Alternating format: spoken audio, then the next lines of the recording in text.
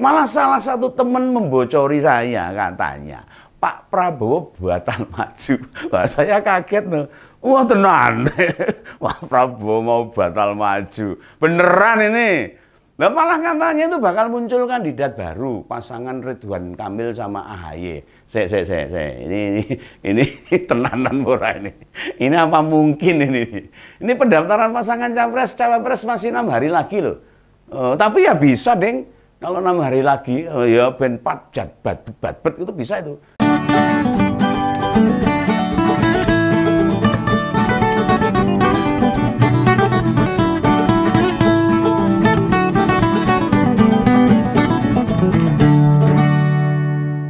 Halo, ketemu lagi dengan Om Begawan. Jangan kurangi bahagia Anda. Tetap di Ngompol Ngopini Politik.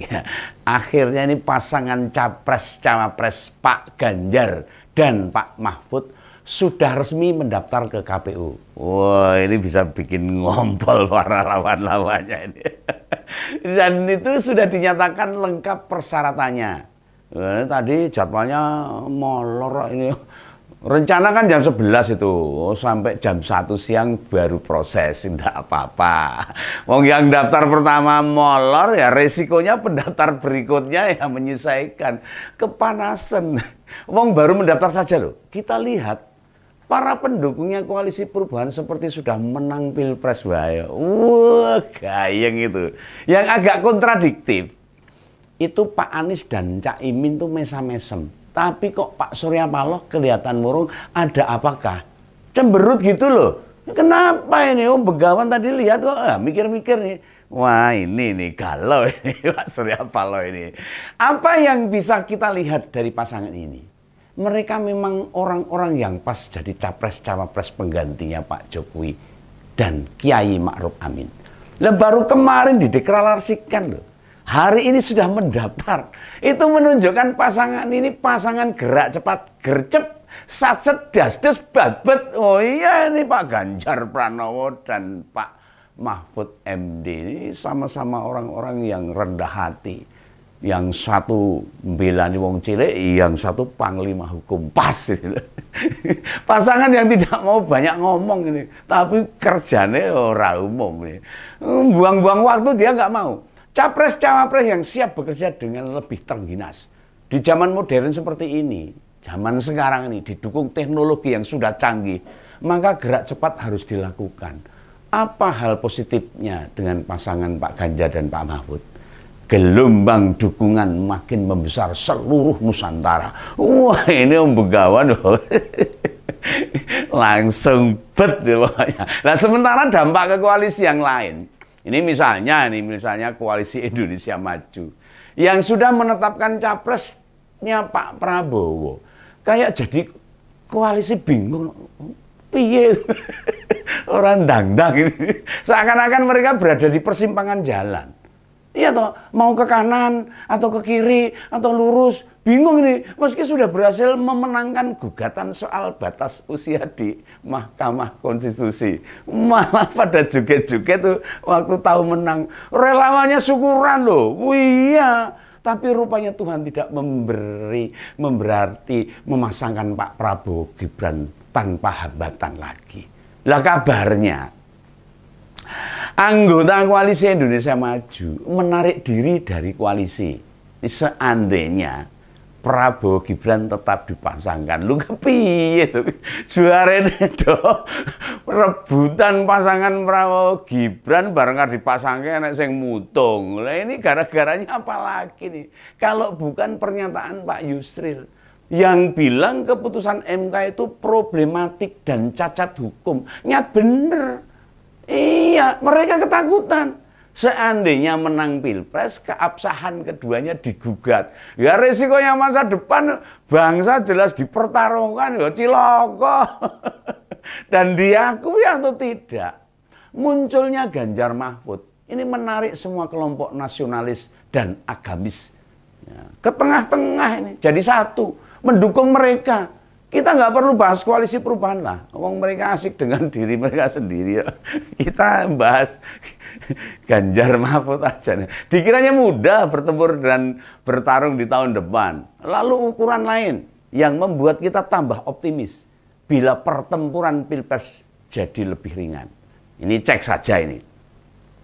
Berbagai grup WA kita atau medsos yang lain seperti Facebook, Twitter, Instagram itu sepi-sepi saja, sepi nyenyet itu. Tim hore yang muncul yang paling ada unggah aktivitas pasangan capres-cawapres. Tidak ada tuh ujaran kebencian blas renek. Fitnah apalagi. Adu domba, caci maki dan hinaan renek tuh. Mengapa begitu? Ya, karena kredibilitas Pak Ganjar dan Mahfud itu tidak ada yang meragukan.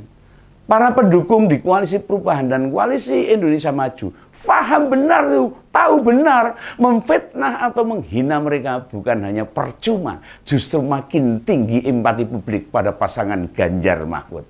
Nah, tim influencer kubu lain bingung mau nyerang apa ini pada Pak Ganjar dan Pak Mahfud. Nah, sebutan cebong akan hilang dengan sendirinya. Ini beda dengan yang dipasangkan Pak Amin, Anies dan Caimin, maupun jumlahnya Pak Prabowo. Kita tahu kok apa titik kelemahan mereka. Tapi sementara kita nyantai-nyantai aja, menikmati heroiknya masyarakat Indonesia yang makin besar menaruh harapan pada capres yang diusung PDIP, Hanura, P3, dan Perindo itu. Ini ada tetangga saya ini posting di grup RT. Ini mengaku tak sabar katanya. Punya presiden yang baru. Wah, aku rasa sabar ini. Ndang Pak Ganjar udah jadi presiden. Nah, ini disertai foto Pak Ganjar dan Pak Mahfud tuh postingannya. Padahal sampai sekarang tetangga saya itu sama Pak Jokowi jadi orang seneng itu, tapi dengan Pak Ganjar ini ora umum ini. Nah, ini apa? Aneh toh. Oh, rada aneh ini. Setidaknya ini menunjukkan pertarungan kontestasi tidak berjalan imbang.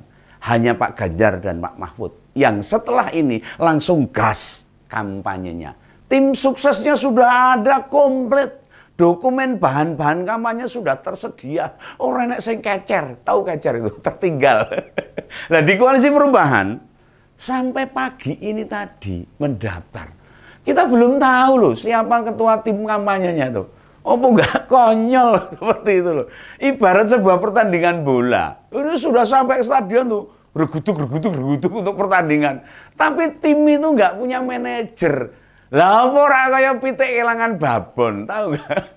Anak-anak pitik itu kehilangan induknya. Orang genah ini akhirnya. Lah Indonesia Maju, Koalisi Indonesia Maju, ibaratnya itu mau ada acara manten, mau ada mempelai prianya, enggak ada mempelai wanitanya. Lah Pak penggulunya kan ya melu ngeluh loh. Ini enggak bisa ijab kabul. Lah pasangannya enggak ada. Nah, ini Pak Prabowo sejak pagi hingga siang ini tidak ada kabarnya. Oh, Begawan tuh nyari berita ini Pak Prabowo ini yang dimenai, biar jelek saya kira renek menai nih. Ini sama sekali. Ini. Suci sepi sendiri. Akhirnya sepi tenan nih, nggak ada Pak Prabowo ini. Saya mencoba melacak aktivitas Pak Menhan hari ini apa ini tak golek ini. Kok nggak nemu gitu loh. Ini nanya ke teman-teman di Jakarta, saya bel ke Jakarta ini Pak Prabowo kemana ini kok nggak ada kelihatan. Dia bilang juga nggak tahu nih. Malah salah satu teman membocori saya katanya, Pak Prabowo buatan maju. Wah, saya kaget loh. Wah tenan, Pak Prabowo mau batal maju. Beneran ini. Nah, malah katanya itu bakal muncul kandidat baru, pasangan Ridwan Kamil sama AHY. Ini tenanan murah ini. Ini apa mungkin ini? Ini pendaftaran pasangan capres cawapres masih 6 hari lagi loh. Tapi ya bisa, Deng. Kalau 6 hari lagi, ya ben 4 jatbat itu bisa itu mengalihkan pasangannya ini. Bisa ini. Partai di Indonesia itu bila punya ambisi, pasti bisa merealisasikan dalam waktu singkat. Oh bisa ini, hanya bila mau. Ini hanya bila mau loh. Dengarkan saran Om Begawan. Pak Prabowo dipasangkan dengan yang ada dulu aja lah. Kemarin ada Pak Erik dan Pak Yusril yang sudah nyari SKCK. Suruh tuh keduanya pingsut. Yang menang jadi cawapresnya Pak Prabowo. Lengkapi berkas dan mendaftar ke KPU. Nah, ngapain masih nunggu Mas Gibran? Lah sampai kemarin tuh dia nggak buat SK 13 loh. Lah kok apa bisa didaftarkan. Ini makin menyedihkan lagi. Itu ada Mbak Sita Anjani, petinggi PAN, putri Pak Zulkifli Hasan itu menyebut, ini Mas Gibran lagi ngurus SKCK katanya. Walah mbak boco hoax gitu loh. Tadi dikonfirmasi wartawan, Mas Gibran tuh nesu rodoan. Bilang gini, ngurus SKCK ngendi? Oh ngaku neng kene ya. Maksudnya itu di kota Solo sana ini. Malah wartawan disuruh konfirmasi ke Polda Metro tuh. Wah, marai geger wae Mbak Sita ini. Anyel ini Gibran. Ya tahu sendiri tuh, face-nya Gibran tuh anyel kan lucu gitu. Lah bahwa SKCK itu memang syarat dari KPU. Tapi kalau pasangan mau ganti, jadi Kang Emil sama Mas Ahaye ya boleh, nggak apa-apa. Toh koalisi Indonesia Maju belum mendaftarkan siapa-siapa. Ya kayak segera aja lah. Ya, ngurus SKCK, nyapresnya Pak Prabowo kan baru rencana. Nek sebuah rencana itu batal ya ora apa-apa, tidak masalah. Jika benar itu terwujud, maka pimpinan koalisi berganti ke Golkar dan anggotanya ya Gerindra, Demokrat serta PAN. Soalnya di aturan pemilu, semua partai politik terutama yang memiliki kursi di Senayan harus mengusung pasangan capres dan cawapres. Bila tidak, akan kena sanksi. Cuma saya kurang tahu nih, kalau bergabung ke koalisi yang sudah mendaftarkan ke cawapres dan capresnya ke KPU, apakah bisa atau tidak, ini Begawan belum tahu nih. Yang pasti ada kewajiban partai mengusung pasangan capres-cawapres. Bagi yang sudah mendaftar ke KPU tidak bisa menarik dukungannya. Makanya seperti Nasdem, PKS dan PKB maupun PDIP dan P3 tidak boleh mundur di tengah jalan. Ancamannya berat loh. 5 tahun lagi. Ancamannya Pilpres 5 tahun lagi. Berapapun kursinya atau suara pemilih di 2024, partai itu tidak akan ditun sebagai parpol pendukung. Ini ngeri nih. Ingatlah, mencari pemimpin itu bukan hanya untuk mencari yang terbaik, tapi mencegah yang jahat berkuasa. Gitu ya. Jangan kurangi bahagia Anda. Salam Begawan, salam ngompol. Sampai jumpa.